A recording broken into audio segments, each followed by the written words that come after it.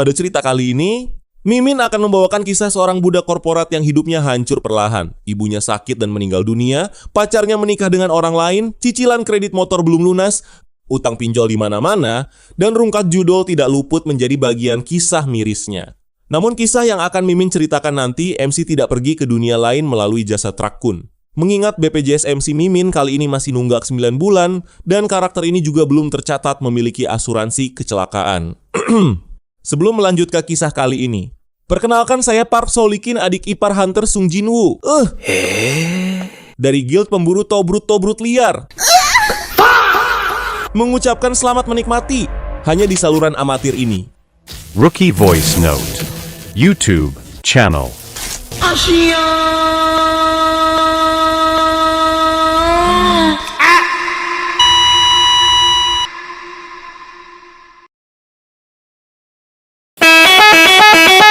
Kisah-kisah isekai yang diawali dari kecelakaan oleh Trakun sesuai dengan hukum yang tertulis dengan huruf tebal dan bergaris bawah dalam kitab isekai biasanya akan menjadi MC yang overpower ketika sudah dipanggil ke dunia lain oleh konstelasi God.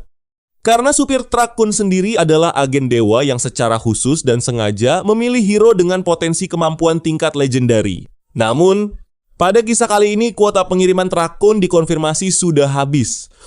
Walaupun Mimin sudah menangis-nangis untuk membawa MC kita ini melalui jalur Trakun, tetapi para ofisial dari Roundtable tetap menolaknya. Sehingga terpaksa Mimin dengan rasa bersalah yang dalam dan berat hati harus meminta bantuan dari entitas God yang lain untuk membawa MC yang sudah pasrah, madesu, dan putus asa ini melalui cara yang sedikit berbeda. Noah Brown merupakan protagonis atau MC dalam cerita Mimin kali ini. Ia diceritakan memiliki bakat bertarung yang cukup mengesankan untuk kelas pertarungan tanpa sihir. Namun sayangnya, meninju benda-benda tidak cukup untuk membiayai kehidupan di era modern saat ini. Karena tidak menghasilkan uang yang cukup banyak dan masih harus dipotong biaya rumah sakit apabila ia mengalami cedera. Di dunia yang modern saat tinju tidak mampu mencukupi kebutuhan, ia terpaksa harus bekerja 25 jam per hari bekerja bagai kuda. Berangkat pagi, pulang pagi, dan menjadi seekor budak korporat menyedihkan yang gaji bulanannya diterima tanggal 1 dan sudah habis di tanggal 2.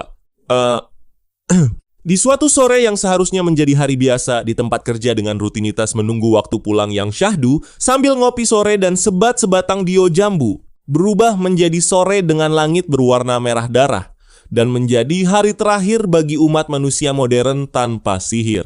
Sebuah entitas goib tentakel hitam berlendir putih menyerang umat manusia termasuk semua orang yang ada di kantor Noah. Terlihat semua teman-teman sekantor Noah Brown sudah terbujur kaku lemas tanpa gairah hidup dan darah berceceran di mana-mana. Semua teman milik MC telah almarhum menghadap sang kuasa pada sore merah darah itu. Noah yang panik berlari menuju entitas bertentakel tersebut karena putus asa dan berharap mampu menyelamatkan setidaknya satu nyawa. Sambil berlari terengah-engah dengan nafas yang berat dan putus-putus, tentakel hitam legam seperti Black Mamba tidak berhenti menyerang sang protagonis. Dilanda kepanikan, frustasi, dan putus asa. MC kita Noah Brown berusaha meraih sebuah senjata api milik temannya yang sudah tergeletak di lantai. Dengan usaha terakhir yang putus asa, Noah berhasil meraih senpi tersebut dan menghujani entitas monster dengan sisa-sisa peluru dan harapan terakhir milik MC. Namun realitas tidak seindah sebuah harapan maupun janji manis. Serangan MC ternyata tidak mampu membunuh entitas goib monster hitam legam bertentakel panjang nan berotot dan berlendir putih itu. Bahkan senpi itu pun tidak mampu untuk sedikit menggores atau melukai kulit tebalnya. MC yang menyerang dengan membabi buta hanya membuat monster tentakel itu menjadi marah besar dan pada akhirnya langsung menusuk tepat di dada sebelah kiri milik sang protagonis. Tanpa perlindungan dari shield sihir maupun perlawanan yang berarti, tusukan dari tentakel dengan mudah menembus dada rapuh milik protagonis kita. MC yang tidak memiliki kekuatan sihir terpental hingga menabrak tembok dan memuncratkan saus merah pekat dengan rasa tidak percaya bahwa dirinya juga akan menemui sang pencipta seperti semua teman-temannya. MC kita Noah masih sempat untuk melontarkan caci maki terhadap nasib buruk yang ia alami saat ini dan mengeluhkan bahwa ia harus mati dalam keadaan perjaka. Paling tidak berikan satu gadis dan kalau bisa yang sedikit tobrut. Sebelum ia juga harus meregang nyawa dan menghadap yang kuasa menyusul teman-teman kantornya. Mata MC mulai kehilangan fokus, mulut yang dipenuhi saus merah, suara yang mulai menghilang, jerit keputusasaan sang MC yang terus bertambah secara eksponensial seiring nyawa dalam tubuhnya mulai memudar. Muncullah seorang gadis berambut merah, tetapi tidak tobrut dengan zirah emas, yang memukau datang sambil mengayunkan pedang besar memotong semua tentakel di sekitar protagonis kita dengan anggun seperti malaikat yang datang dari dunia lain. Menyadari kedatangan sang gadis penyelamat berzirah emas itu, MC kita langsung memperoleh kesadaran terakhirnya untuk mengingatkan gadis berzirah emas tersebut bahwa entitas hitam tersebut sangat kuat. Dengan rasa tidak percaya MC kita melihat gadis pembawa pedang besar itu bertarung seperti menari di atas darah yang dimuncratkan monster tentakel legam itu.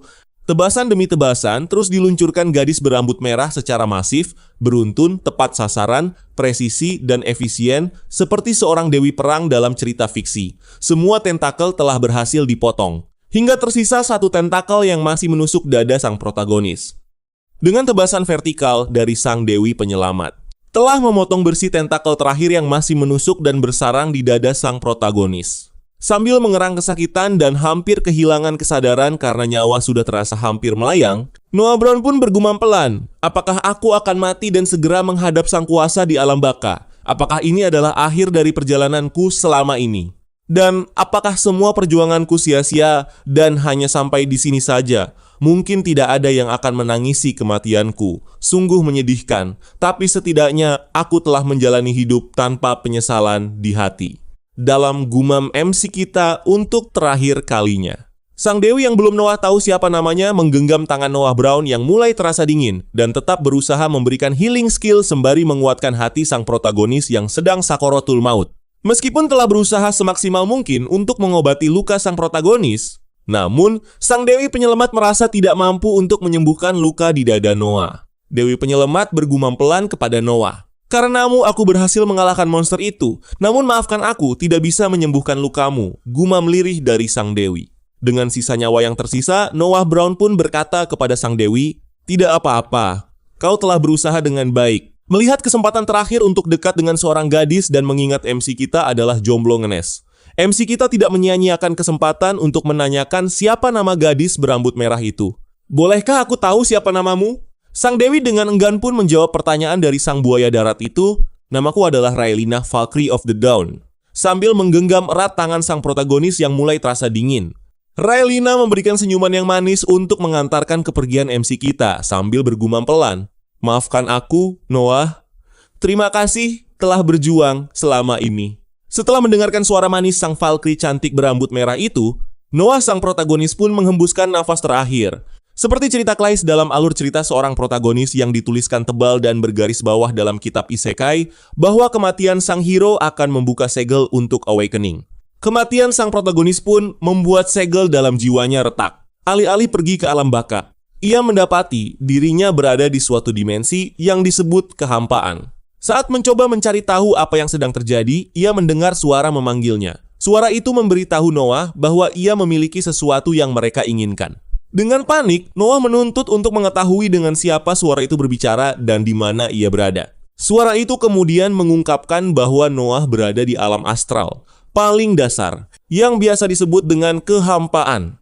Noah Brown, sang protagonis kita yang baru saja mendapatkan kesempatan berupa momen bahagia. Karena bisa menggenggam tangan lembut milik seorang gadis berambut merah berzirah emas namun tidak tobrut, harus rela kehilangan secara ikhlas peluang langka sekali seumur hidup karena diteleportasi secara paksa oleh malaikat maut. Perasaan kesal, kebingungan, ngeblank, dan sedikit linglung bercampur aduk dalam pikirannya. MC tidak tahu berada di tempat macam apa ia sekarang berada. Tanpa pikir panjang, sang protagonis Noah Brown berteriak-teriak untuk mencari tahu di mana ia berada sekarang ini. Woi, woi, woi, woi, apa ada orang di sini? Suatu entitas God Incarnation of Void yang telah membentuk ulang jiwa sang protagonis Noah Brown. Dengan nada berat, layaknya seorang vokalis bapak-bapak, entitas God dari Astral Realm itu pun memberikan respon atas teriakan yang sangat mengganggu dan merusak telinga itu. Hei, antek-antek asing! Bukan, maaf, Mimin salah skrip. Mimin ulangi ya, harusnya begini. Human, kenapa kau berteriak? Merasa kaget, ketakutan, dan ngeri karena baru pertama kalinya melihat entitas God dari Astral Realm. MC protagonis Noah Brown kesayangan Mimin ini pun langsung terperangah. Dengan rahang yang jatuh, kepanikan yang melanda dari ujung rambut sampai ujung sepatu, keringat mengucur deras dan kecemasan yang tidak bisa ditutupi lagi. Noah Brown pun memberanikan diri untuk bertanya dengan nada sopan. "Siapakah engkau, wahai makhluk agung tanpa wajah? Apakah saya bisa mengetahuinya dan di manakah ini? Sekiranya Anda bisa menjawab pertanyaan saya yang sedang kebingungan ini." Kami adalah Incarnation of Void.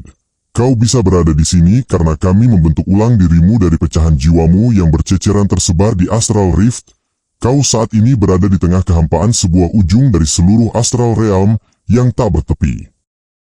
Oh, jadi kalian membentuk ulang jiwaku ya?